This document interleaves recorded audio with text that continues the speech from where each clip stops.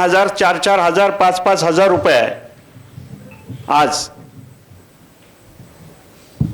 तर पहिल्यांदा देशातल्या प्रत्येक कलेक्टर ऑफिसमध्ये एक एक्झाम सेल गव्हर्नमेंटने करावा आणि सर्व एक्झाम तिथे घ्याव्यात. फार तर फार 2,000-3,000 कॉम्प्युटरचा एक सेंटर उभं करावं लागेल.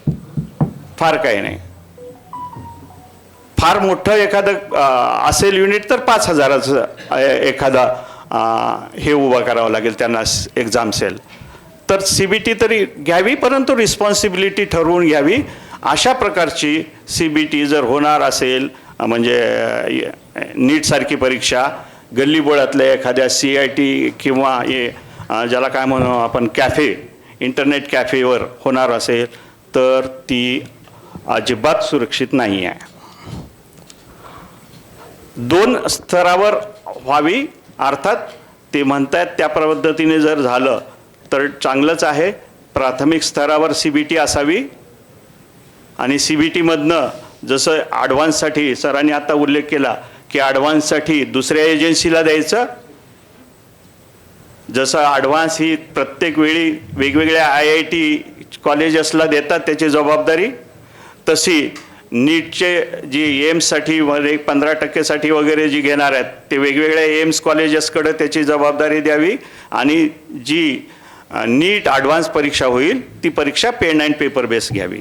त्याच्यामध्ये काय 2-3 लाख मुलं असतील, त्या 3-4 लाख मुलामध्ये पेन अँड पेपर घेऊ शकतो आपण. फार काही त्याला लिकेजेस होणार नाहीत त्या ठिकाणी.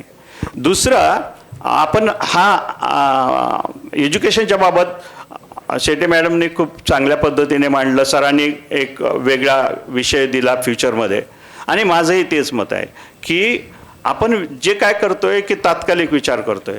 आता जग हे म्हणजे AI आधारित होते. सगळ्या गोष्टी रोबोटिक आणि AI कंट्रोल करताय आपली, आणि इथून पुढं तर आपण पूर्णपणे त्याच्या ताब्यात जाणार आहोत. अशा वेळी 15 वर्षानंतर किंवा 20 वर्षानंतर जो युवक AIच्या युगामध्ये स्वतःला म्हणजे काय संघर्षासाठी उभं करायचं आहे, त्या युवकाकडे काय असलं पाहिजे, कुठले गुण असले पाहिजेत त्या पर्सनॅलिटीमध्ये, हे अगोदर लक्षात घेतलं पाहिजे. आणि त्याला ते डेव्हलप करण्यासाठी म्हणून स्कूल एज्युकेशनपासनं, म्हणजे K-12 हे एक संकल्पना आहे, KG पासनं ते 12 ग्रेडपर्यंत ज्याच्यावर आपण आता बोलतोय. याच ठिकाणी वेगवेगळ्या 20 वर्षानंतर AIच्या युगामध्ये एखाद्या तरुण मुलाकडं काय कॅपॅसिटी असायला पाहिजेत याच्यावर आधारित खरं तर एज्युकेशन सिस्टीम आता डेव्हलप झाली पाहिजे. त्याच्यामध्ये अर्ज करायला येणं किंवा एखादा गोष्ट लिहिणं, स्टोरी लिहिणं, आता त्याच्यासाठी डोक्याची गरज नाही. कल्पनाशक्ती, सृजनशीलता, पॅशन, त्याच्यामध्ये मॅडमनी उल्लेख केलेला मूल्य, जीवनाचे मूल्य, ह्या सगळ्या गोष्टीचा अंतर्भाव असणारी ती सिस्टीम असली पाहिजे.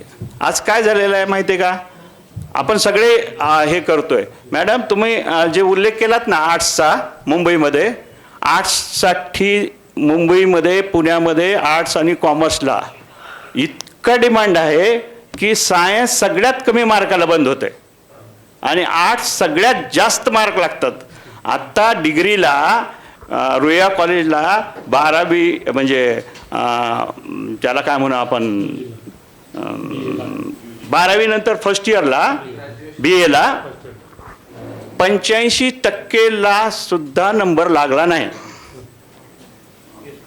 आणि त्याच रुईया कॉलेजला सायन्सला 12वीला 47% असलेला नंबर लागलेला आहे.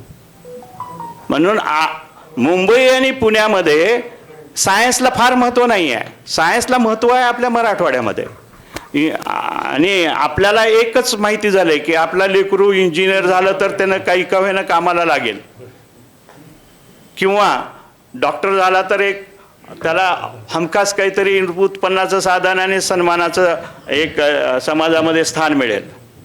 मुंबई पुण्याच्या लोकांना अगोदर पालक एस्टॅब्लिश्ड आहेत आणि त्याच्यामुळं त्या मुलाला कुठल्याही कला गुण काय तबला पेटी काय जे असेल त्याला मोकळीक देतात, खेळायला मोकळीक देतात. आमचा इथला पालक खेळायला मोकळीक देणार नाही. त्याला त्याचं कसं जीवन पुढं चालेल हा मोठा आहे, भ्रांत आहे. आणि सगळ्यात मोठा धोका आपण ज्याच्यावर मला वाटतं विचार केला पाहिजे की 10वीच्या मार्काचा फुगवटा. आज लातूरमध्ये अभिमानाने सांगतो आम्ही की 100% गुण घेणारे 104 मुलं.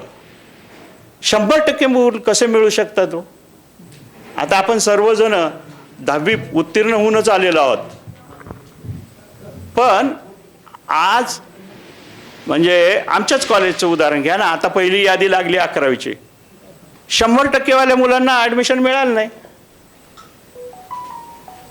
मग आता त्यांनी कुठं जायचं?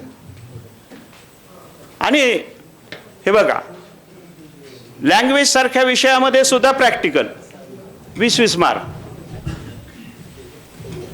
खेळ आणि कुठले कलागुण त्यांना 15-25 पर्यंत गुण. बेस्ट ऑफ 5 म्हणजे 6 विषयाची परीक्षा द्या, त्याच्यातले 5 चांगल्यात चांगले गुण मिळालेल्या विषयाचेच फक्त मार्क गृहीत धरणार. आणि या कारणामुळं काय झालंय की सामान्य कुवत आहे. सरांनी म्हणल्यासारखं की त्याला ॲप्लिकेशन लिहिता येत नाही, पण त्याला गुण किती आहेत आता 10वीत? 90%, 92%, 95%. साहजिकच त्याच्या वडिलाला असं वाटतं की माझ्या मुलामध्ये डॉक्टर इंजिनियर बनायची योग्यता आहे म्हणून. आणि म्हणून सगळेजण या आपल्या मराठवाड्यात तरी किमान सायन्सला घेत आहेत ॲडमिशन. आणि म्हणून या ठिकाणी तो एक विचार आपण केला पाहिजे. आणि ही जी कट्टू कॉम्पिटिशन आहे मेडिकलमध्ये, सर ती काही डॉक्टर बनण्यासाठीची म्हणून नाही आहे. मेडिकलमध्ये एम्स सारख्या कॉलेजमध्ये लागलं तर 5 वर्षाचं मिळून म्हणजे डिग्री होऊन बाहेर पडायसाठी त्याला फक्त 4,500 रुपये फीस लागते. 4,500 रुपयात एम्स कॉलेजमधनं तो MBBS होऊन बाहेर येतो. गव्हर्मेंट कॉलेजेसमध्ये आपल्या महाराष्ट्रातल्या 2.25 लाख रुपये, 1,10,000 रुपये वर्षाला म्हणजे 5 लाख रुपये, 5.5 लाख रुपयात तो बाहेर येतो. पण त्याच गुणावर थोडासा रँक खाली असेल आणि त्याला प्रायव्हेटमध्ये जायची वेळ आली तर त्याला 1 करोड रुपये लागतात.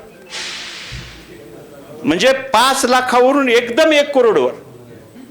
म्हणून हे पालक असे गोंधळ घालू लागलेत.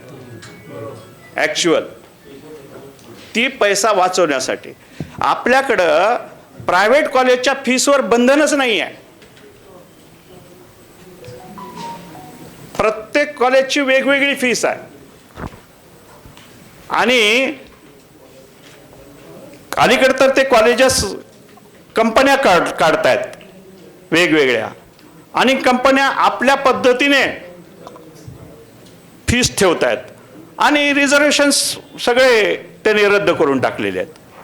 म्हणजे ह्या गोष्टीकडे आपण पाहतच नाही आहोत. ॲक्च्युली याच्यावर सरकारला दबाव आणला पाहिजे. आणि मला वाटतं की आपण सर्वजण या ठिकाणी उपस्थित आहात. आमचे बावगे सर आहेत आणि अनिसचा यामध्ये किती असू शकतो प्रभाव किंवा रोल मला कल्पना नाही. पण राष्ट्रसेवा दलातर्फे काळेजी, डॉक्टर गोमारे या दोघांनाही मी धन्यवाद देतो. आपण ही अत्यंत मोठी गोलमेज परिषद भरवलेली आहे आणि आणखीन बरेच सन्माननीय बोलणार आहेत. मी या ठिकाणी थांबतो. धन्यवाद. धन्यवाद सर.